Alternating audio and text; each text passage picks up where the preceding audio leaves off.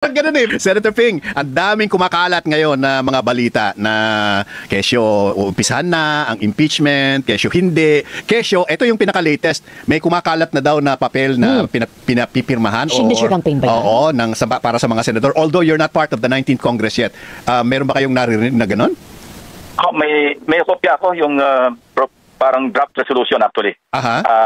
Undated, tapos wala pang pirma. Pinaikot nga yung resolution na gawing parang functionally dismiss o kaya bago magsimula ang trial, ma-dismiss na yung kaso. At ang dahilan, yung naging resulta ng debate noong June 2, no, actually noong Lunes, na very pleasant pakinggan at panoorin yung debate particularly between Senate Minority Leader Pimentel at saka Majority Leader Tol Tolentino. Okay.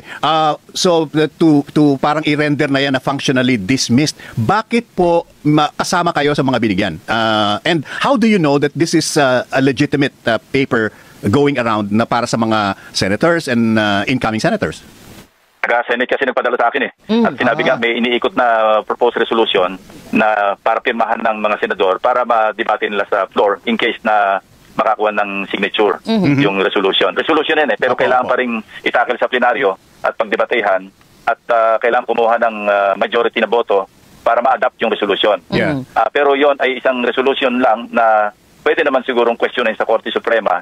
At kung magtatagumpay yung magpe-petition, pwedeng mag-issue siguro ng mandamus o kung ano man ang tawag doon ang Korte Suprema para i-compel ang Senado na ituloy yung impeachment kasi hindi pa naman ito yung trial proper na kung saan unappealable at saka hindi reviewable ng anumang korte kung ano man ang magiging decision ng Senado tungkol sa pagka-trial na yung conviction or acquittal. Either way, final yon, hindi na pwedeng i-appeal. Pero dahil ito ibang usapin at merong question ng batas o constitutional lang ang usapin, pwede sigurong, hindi ako lawyer, pero ito lang yung base sa aking pakipag-usap din sa mga nakakaalam, yung mga learned na mga abogado. Opo, itong hawak po namin ngayon, yung hard copy nitong resolution, kung ito man po yun, ang nakalagay po ay resolution declaring the de facto dismissal of the impeachment case against Vice President Sara Zimmerman Duterte by operation of the 1987 Constitution. Kung tama po naman yung aming pag-intindi dito sa mga whereas, kung halimbawa po magkaroon ng majority signatories dito sa present members of the Senate, effectively, this will doom, no? This will end the impeachment trial. Correct po ba, Senator Ping? Correct. Ipo-formalize lang yan sa plenaryo kung saan i-adapt yung resolution. At kung nakapirma yung majority na ng senador, good as carried or adopted yung resolution na yan. Pero sabi ko nga kanina, hindi pwedeng sabing pinal na yan. Kasi kung merong magdudulog sa Korte Suprema at i-compel ang Senado, hindi. Mali yung inyong interpretation at kailangan na mag-conduct kayo ng trial dyan. Mag-convert kayo into an impeachment court at mag-conduct kayo ng trial. Pwede siguro mangyari yun. Hindi pinal yung resolution ng Senado. Opo, nakasulat po dito, sir, a decision of conviction requires the concurrence of 2/3 of all members of the Senate. The trial shall forthwith proceed after the articles of impeachment have been transmitted. Hindi pa po natin alam kung ilan po ba talaga yung okay dito sa kung magta-trial ba tayo. Hindi, kaya po ba alanganin pa rin at nagkaroon ng ganitong sulat na kumakalat? Yung 2/3, hindi. Mabuti pa kayo, hard copy yung hawak nyo. Ako, soft lang. Print namin sa inyo, sir.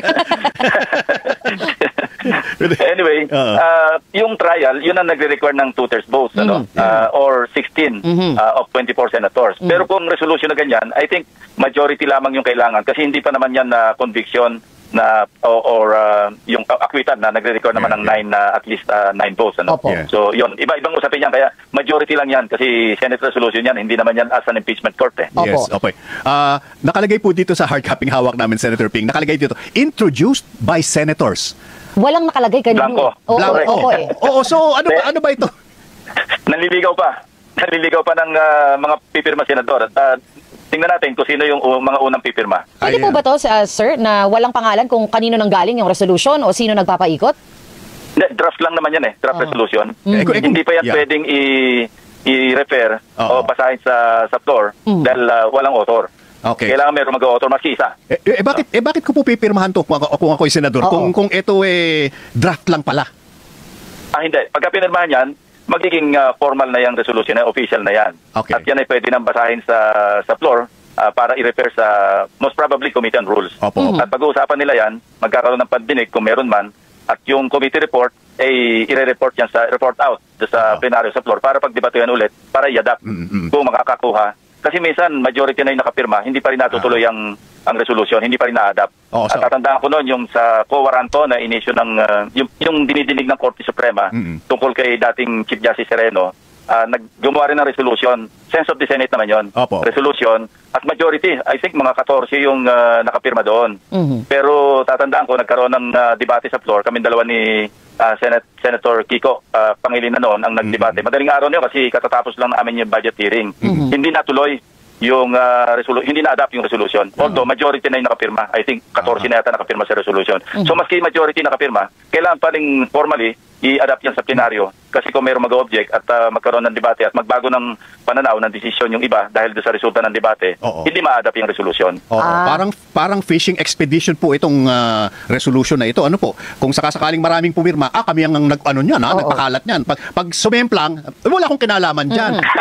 Hindi po ba Parang alam na alam niyo yung nangyayari sa Senate. parang ganoon eh. Para may point-point, point-point. Parang nababibrate ko lang, Senator Ping. Pero yeah, I think ang dapat siguro nangyari diyan, meron ng isang author noong resolution at ito'y para mabasa na sa floor. Kasi pwede namang isa lang yung author eh. Yes. Tapos i-babasahin, first reading, tapos i-refer sa isang komite, i-didinggin, at kung makakahanap ng enough signatures para i-report out, halimbawa, 13 yung nakapirma, no, pati mga ex-officio, bilang yon. So, ex-officio members, meaning yung, hindi Senate President, majority leader, pro temp, minority, yung mga ganon, yung mga officers ng Senado. Pero kailangan ng 13 makapirma doon sa, at least doon sa committee report. Opo. No? Para pag may pumirma, sir, this only becomes a resolution na may author na. This does not cancel out the impeachment proceeding so far. Kaya nga, dapat, ang tawag talaga dyan, draft resolution. Undated, saka walang author. Pero kung may mag-author dyan na maski isa, pwede na basahin sa floor yan. Pagkatapos, ma-refer na sa komite. Pero tuloy pa rin po yung impeachment proceeding hanggang hindi ito napagdedesisyonan. Oh yes, definitely. Kasi wala pa namang resolution na matatawag dahil nga walang pirme, wala pang author eh. This is getting to be very confusing, Senator Ping. Sa totoo lang. Another ball. Sa mga magpapakonfuse, talagang very confusing. Intindihin na natin. Akala namin, paasa eh. Akala namin, magsisimula na kagad nung ipinasa ng lower house. So, dinelay. Ito, delaying tactic. Tapos sinabi, June 2, dinelay na naman. Tapos magpapakalat ng resolution ngayon, pero wala namang author. Tapos, wala ring number, Senator Ping, nakalagay. PS, kasi draft number,